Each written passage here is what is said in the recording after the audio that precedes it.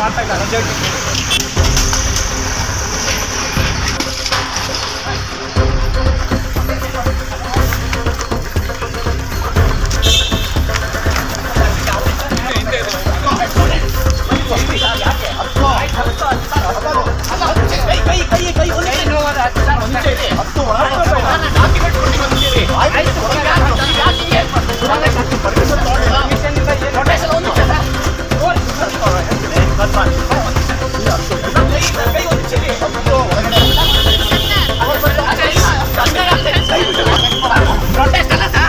ನಾನು ಶಾಂತಿಯುತವಾಗಿ ಮಾಡ್ತೀನಿ ಸರ್. ಬಿಡಿ ಒಂದು ನಿಮಿಷ ಒಳಗಡೆ ಸರ್, ಶಾಂತಿಯುತವಾಗಿ ಮಾಡ್ತೀನಿ. ನೀವೇ ಇಲ್ಲ ಸರ್, ನಾನು ಹೇಳ್ತೀನಿ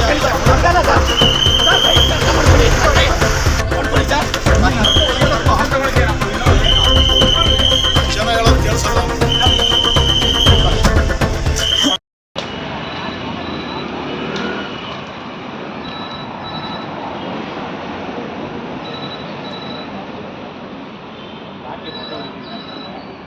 ಸುಮಾರು 2 ವರ್ಷ ಆಗಿದೆ KPSC ನೋಟಿಫಿಕೇಷನ್ ಎಕ್ಸಾಮ್ಸ್ ಆಗಿ 2 ವರ್ಷ ಆಗಿದೆ. KPSC ಚೇರ್ಮನ್ನು ಅವ್ರಿಗೋಸ್ಕರ ಅಂದರೆ ಅವರ ಒಂದು ಕಾರ್ಯನ ಕರೆಕ್ಟಾಗಿ ಮಾಡ್ತಾ ಇಲ್ಲ.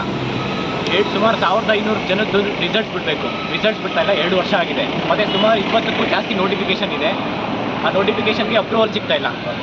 ಇವರಿಗೆ ಯಾವ ರೀತಿ ನೋಡಿ, ಇಷ್ಟು ಸ್ಟೂಡೆಂಟ್ಸ್ಗೆ ಅನ್ಯಾಯ ಆಗ್ತಾ ಇದೆ.